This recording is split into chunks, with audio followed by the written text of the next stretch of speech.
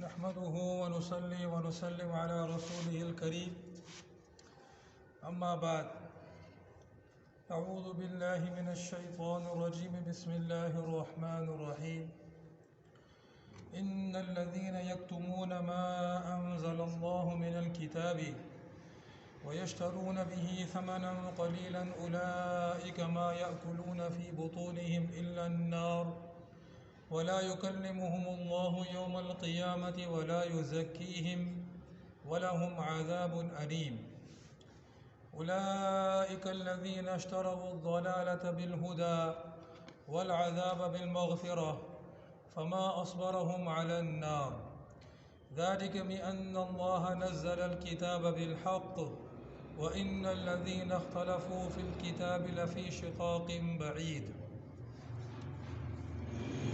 پچھلے صدق اللہ مولانا العظیم پچھلے درس میں ان چیزوں کا بیان تھا، یعنی جو چیزیں اللہ پاک نے حرام کی ہیں، مردار اور خون اور سور کا گوشت، اور جو غیر اللہ کے نام پر ذبح کیا گیا ہو، اور اس کی ضمن میں وہ بھی آ گیا کہ جو غیر اللہ کے نامزد یا اس کے تقرب کے لیے ذبح کیا گیا ہو، اگرچہ کہ ذبح کے وقت بسم اللہ پڑھی جائے، بسم اللہ یا اللہ اکبر پڑھی جائے، لیکن تقرب اور خوشنودی جو ہے وہ غیر اللہ کی مقصود ہو، تو یہ سب چیزیں حرام ہیں. اور پھر یہ کہ اگر کوئی بھوک سے مستر ہو جائے کہ اس کے پاس کھانے پینے کے لیے کچھ بھی نہیں ہے اور جان پر بن گئی ہے، ایسی حالت پر پہنچ جائے کہ اگر کھائے گا پیے گا نہیں تو جان چلی جائے گی اور حرام کے علاوہ کوئی اور چیز موجود نہیں ہے، تو اس کے لیے اتنا کھانا جائز ہو جاتا ہے جس سے اس کی جان بچ جائے، اس سے زیادہ نہیں. اور اس سے پہلے جو ہے وہ حلال کھانے کا اور اس سے پہلے آباء و اجداد کی تقلید نہ کرنے کا، بلکہ جو اللہ سبحانہ و تعالی نے نازل کیا ہے اس پر چلنے کا بیان تھا. اب یہاں پر یہ جو آیتیں جو تلاوت کی گئی 174 اور 175 اور 176، اس کے اندر اس کا بیان ہے کہ جو ان لوگوں کا کہ جو کہ اللہ کی نازل کردہ جو ہدایات ہیں اس کو چھپاتے ہیں، اور اس کے بدلے میں یعنی کہ دنیا کے حقیر فائدے کے لیے اس کو چھپاتے ہیں، لوگوں کو ظاہر نہیں کرتے ہیں. تو اس کا بھی جو ہے اگر یعنی کہ غور کیا جائے تو پچھلی جو بیان چل رہے ہیں اس کے ساتھ ربط اور تعلق ہے کہ جہاں پر اس بات کا بیان تھا کہ اپنے جو آباء و اجداد ہیں یا اپنی قوم کے جو رسم و رواج ہیں، جو ان تمام چیزوں کو چھوڑ کر جو اللہ رب العزت کی نازل کردہ ہدایت ہے اس پر چلا جائے. تو اگر کوئی اللہ رب العزت کی ہدایت کو چھوڑ دیتا ہے، کسی اور چیز پر چلتا ہے یا اس کو چھپاتا ہے، یہ سب ایک ہی چیز میں آ جاتے ہیں. فرمایا ان الذين يكتمون ما انزل الله من الكتاب ويشترون به ثمنا قليلا، بے شک وہ لوگ جو چھپاتے ہیں اس چیز کو جو اللہ نے نازل فرمائی یعنی کتاب، اور خریدتے ہیں اس کے بدلے تھوڑی قیمت. اولئک ما یأکلون فی بطونہم الا النار، تو یہ وہ لوگ ہیں جو نہیں بھرتے اپنے پیٹوں میں مگر آگ. ولا یکلمہم اللہ یوم القیامۃ ولا یزکیہم، اور اللہ قیامت کے دن اس سے بات نہ کرے گا اور نہ انہیں پاک کرے گا. وَلَهُمْ عَذَابٌ عَلِيمٌ، اور ان کے لیے دردناک عذاب ہے. أُولَئِكَ الَّذِينَ اشْتَرَوُا الضَّلَالَةَ بِالْهُدَى وَالْعَذَابَ بِالْمَغْفِرَةِ، یہ وہ لوگ ہیں جنہوں نے خرید لیا گمراہی کو ہدایت کے بدلے اور عذاب کو مغفرت کے بدلے. فَمَا أَصْبَرَهُمْ عَلَى النَّارِ، سو وہ کس قدر صبر کرنے والے ہیں آگ پر. ذَلِكَ بِأَنَّ اللَّهَ نَزَّلَ الْكِتَابَ بِالْحَقِّ، یہ اس وجہ سے کہ بے شک اللہ نے نازل فرمایا کتاب کو حق کے ساتھ. وَإِنَّ الَّذِينَ اخْتَلَفُوا فِي الْكِتَابِ لَفِي شِقَاقٍ بَعِيدٍ، اور بے شک جن لوگوں نے کتاب میں اختلاف کیا بے شک وہ بڑی دور کی خلاف ورزی میں ہیں۔ ان آیت میں اللہ کی نازل فرمودہ کتاب کو چھپانے اور اس میں تحریف و تبدیل کرنے اور غلط تفسیر بتانے اور پھر اس کو دنیاوی معاوضہ کے ذریعے بنانے کی دنیاوی معاوضہ کا ذریعہ بنانے کی مذمت کی گئی ہے۔ اسباب النزول میں علامہ واحدی نے حضرت ابن عباس رضی اللہ تعالیٰ عنہ سے نقل کیا ہے کہ یہ آیت یہودیوں کے رؤساء اور علماء کے بارے میں نازل ہوئی جو اپنے نیچے کے لوگوں سے ہدایہ وصول کرتے تھے، اور وہ یہ امید باندھے ہوئے تھے کہ نبی آخر الزمان صلی اللہ علیہ وسلم ان میں سے ہوں گے، لیکن جب نبی آخر الزمان صلی اللہ علیہ وسلم کی بعثت ہو گئی جو ان کے قبائل میں سے نہیں ہیں تو ان کی صفات کو بدل دیا جو توریت میں پاتے تھے، اور دوسری صفات بتا دی جو توریت میں نہیں تھی، تاکہ ان کے عوام جو ہے وہ نبی آخر الزمان صلی اللہ علیہ وسلم پر ایمان نہ لائیں اور ان کی ریاست باقی رہے اور رشوت ملتی رہے۔ اس سے پہلے بھی اللہ کی کتاب کے مضامین کو چھپانے پر وعید مذکور ہوئی تھی۔ یہود کے علماء میں یہ مرض بہت زیادہ تھا۔ دوبارہ اس مضمون کا اعادہ فرمایا اور ان کی توجہ دلائی کہ حقیر دنیا کے حقیر مال کے لیے جو حرکتیں کرتے ہیں جو وہ آخرت میں اس کا نتیجہ بہت برا ہوگا۔ یہ حرکتیں دوزخ میں لے جانے والی ہیں۔ جو لوگ ایسا کرتے ہیں وہ گو اس دنیا میں کھانے پینے کی چیزوں سے پیٹ بھرتے ہیں، لیکن یہ پیٹ بھرنا دوزخ کی آگ کے انگارے پیٹ میں بھرنے کا ذریعہ بنے گا۔ یہ لوگ دنیاوی غذائیں نہیں کھا رہے ہیں بلکہ اپنے پیٹوں میں دوزخ کے انگارے ہی بھر رہے ہیں۔ ان پر اللہ تعالیٰ کا غضب بہت زیادہ ہے۔ اللہ تعالیٰ قیامت کے دن ان سے مہربانی کے ساتھ بات بھی نہ فرمائے گا، ان کو پاک بھی نہ کرے گا۔ تو اسباب النزول تو اگرچہ یہودی ہی ہوں، لیکن اصول یہ ہے کہ اسباب النزول جو بھی ہو، آیت کے الفاظ جو ہوتے ہیں اگر وہ عام ہوتے ہیں تو حکم عام ہوتا ہے۔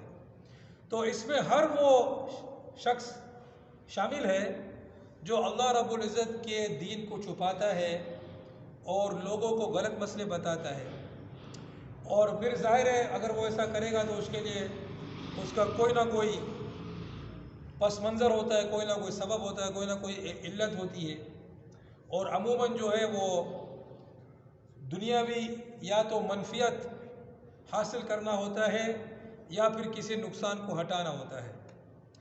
تو یہ لوگ جو گونا منفیت حاصل کرتے ہیں، چاہے نقصان سے اپنے آپ کو ہٹا کر منفیت حاصل کرتے ہیں یا کسی نقصان کو ہٹائے بغیر مطلقاً منفیت حاصل کرتے ہیں، یہ منفیت جو ہے، یہ فائدہ جو ہے، یہ اولئک ما یأکلون فی بطونہم الا النار، کہ وہ اپنے پیٹوں میں انگارے بھر رہے ہیں، وہ اپنے پیٹوں میں انگارے بھر رہے ہیں۔ وَلَا يُكَلِّمُهُمُ اللَّهُ يَوْمَ الْقِيَامَةِ وَلَا يُزَكِّيهِمْ، اللہ پاک ان سے قیامت کے دن بات بھی نہیں کرے گا، اگر بات کرے گا تو غضب اور ناراضگی، مہربانی کے ساتھ، رحم و کرم کے ساتھ بات نہیں ہوگی۔ وَلَا يُزَكِّيهِمْ، ان کو پاک بھی نہیں کرے گا۔ جو مسلمان گنہگار ہوتا ہے اللہ پاک اس کو عذاب دے کر پاک کر دیتا ہے، پھر اس کو جہنم میں ڈال دیتا ہے۔ لیکن ایسے لوگ جو اللہ رب العزت کے نازل کردہ احکامات کو چھپاتے ہیں اور اس کو غلط کر کے بیان کرتے ہیں تو وہ تو پھر کفر میں آ جاتے ہیں کہ اللہ کی طرف ایسی بات کی نسبت کرنا اور دین کے احکامات میں تحریف و تغیر کر دینا، تو پھر ان کے لیے ان کو پاک بھی نہیں کرے گا کہ ان کو جہنم کا عذاب دے کر پاک کر دے جنت کے لیے۔ وَلَهُمْ عَذَابٌ عَلِيمٌ، اور ان کے لیے دردناک عذاب ہے۔ انہوں نے اولئک الذین اشتروا الضلالۃ بالہدی والعذاب بالمغفرہ، انہوں نے خریدا گمراہی کو ہدایت کے بدلے اور عذاب کو مغفرت کے بدلے۔ اگر وہ اللہ سبحانہ و تعالیٰ کے احکامات کو کھول کر بیان کرتے تو ہدایت اور مغفرت کو پانے والے ہوتے، چاہے دنیا کے اندر جو دنیا کے لوگ ہیں وہ ان کو نقصان پہنچا دیں بظاہر، لیکن وہ نقصان ان کے لیے ہدایت اور مغفرت ہوتی، یعنی وہ ہدایت اور مغفرت پر ہوتے۔ فما اصبرهم علی النار، سو وہ کس قدر صبر کرنے والے ہیں آگ پر. یعنی یہ ان پر طنز کیا ہے کہ ان کے اعمال کو دیکھو کہ آگ کو کما رہے ہیں، گویا آگ کے اندر ہیں، اور کس قدر صبر کرنے والے کہ یعنی اس میں وہ خوش ہیں. یہ ان پر طنز کیا ہے. فما اصبرهم علی النار، کہ کتنے آگ پر صبر کرنے والے ہیں. بھائی ایسے کام کر رہے ہیں جو بالکل آگ کی طرف جا رہے ہیں، اور یہ لوگ اس پر خوش ہیں. اور یہ اس لیے کہ اللہ پاک نے کتاب حق کے ساتھ نازل کی ہے، اور جنہوں نے کتاب میں اختلاف کیا وہ بہت دور کی خلاف ورزی میں جا پڑے ہیں. تو آج بھی ایسے پیر فقیر یا مولوی ہو نام نہاد، یا کوئی نام نہاد عالم ہو، مفتی ہو، کوئی سربراہ ہو، کوئی بھی ہو، اگر اللہ رب العزت کے احکامات کو چھپاتا ہے، غلط فتوے دیتا ہے، اللہ نے جو احکامات بیان فرمائے ہیں، اللہ نے جو شریعت اتاری ہے، اللہ نے جو، اور کرنے والے بہت ہیں اس طرح، آج اس طرح کرنے والے بہت ہیں، اور ظاہر ڈر کی وجہ سے کرتے ہیں، اور جو منافع ہے اس کے چھٹ جانے کی وجہ سے کرتے ہیں کہ وہ بس ہمارے چندے بند ہو جائیں گے اگر ہم اس طرح کی باتیں کریں گے، تو ہم پر ایجنسیاں آ جائیں گی، ہمارے مدرسے کی ناکہ بندی ہو جائے گی، مدرسہ ہمارا بلیک لسٹ پر آ جائے گا، اور ہمارا جو اتنا بڑا نظام چل رہا ہے وہ درہم برہم ہو جائے گا. اور اس کی وجہ سے جو ہے بالکل ایسی گمراہ پر لوگوں کو چلاتے ہیں. مثال کے طور پر یہ جو جمہوریت ہے، جمہوریت جو ہے، اسلام میں جمہوریت کو، اسلام کا جمہوریت سے کوئی تعلق نہیں ہے. جمہوریت کا مطلب کیا ہے؟ جمہوریت کا مطلب یہ ہے کہ آپ جمہور کو دیکھتے ہو کہ جمہور کیا چاہتی ہے.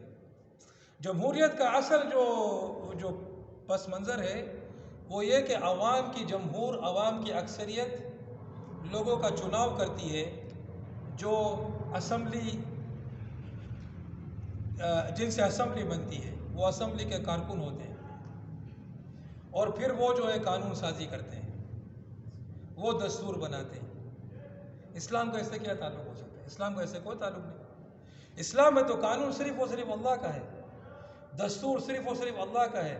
کسی کو حق نہیں ہے کہ وہ دستور سازی کر سکے، منشور سازی کر سکے، قانون سازی کر سکے.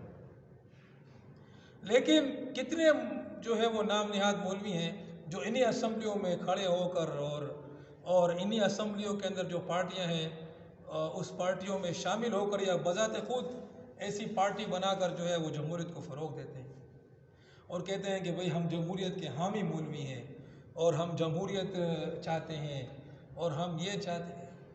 تو ان کا یہ ساری چیزیں اس میں آ جاتی ہیں. اور جب وہ اس طرح کرتے ہیں تو گویا وہ چونکہ اپنے آپ کو اسلام کا ترجمان بنا کر پیش کرتے ہیں، تو ظاہر ہے وہ یہی کہہ رہے ہیں کہ اسلام یہی. اور اسلام کا اس سے کیا تعلق ہے؟ اسلام میں تو ہے وَمَن لَّمْ يَحْكُم بِمَا أَنزَلَ اللَّهُ فَأُولَٰئِكَ هُمُ الْكَافِرُونَ فَأُولَٰئِكَ هُمُ الظَّالِمُونَ فَأُولَٰئِكَ هُمُ الْفَاسِقُونَ، کہ جو اللہ کے نازل کردہ کے مطابق جو ہے وہ حکومت نہیں کرتا، حکم نہیں کرتا، وہی لوگ کافر ہیں، وہی لوگ ظالم ہیں، وہی لوگ فاسق ہیں. کسی کو حق نہیں ہے کہ وہ دستور سازی کر سکے یا کوئی قانون بنا سکے. لیکن جمہوریت میں تو جب تک اسمبلی کسی چیز کو پاس نہیں کرتی وہ قانون نہیں ہوتا ہے، چاہے قرآن میں وہ ہزاروں دفعہ اس کا حکم موجود ہو. تو یہ سارے لوگ اس آیت کے اس میں آ جاتے ہیں کہ اللہ کے احکامات کو، اللہ کی نازل کردہ شریعت کو چھپاتے ہیں. کس کے لیے؟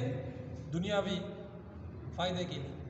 دنیاوی فائدے ان کو ملتے ہیں، مگر یہ دنیاوی فائدے کیا ہیں؟ یہ انگارے ہیں جو اپنے پیٹ میں بھر رہے ہیں. اور ایسے آدمی کو اللہ پاک نہ تو مہربانی سے بات کرے گا، اور نہ جو ہے وہ ان کو پاک کرے گا. ان کے لیے پاکی بھی نہیں ہے، کیونکہ یہ وہ جرم ہے جو کفر میں آتا ہے. وہ جرم ہے جو کفر میں آتا ہے. تو اللہ پاک جو ہے ہمیں ایسی چیزوں سے بچنے کی توفیق عطا فرمائے، حق راہ پر چلنے کی توفیق عطا فرمائے. وآخر دعوانا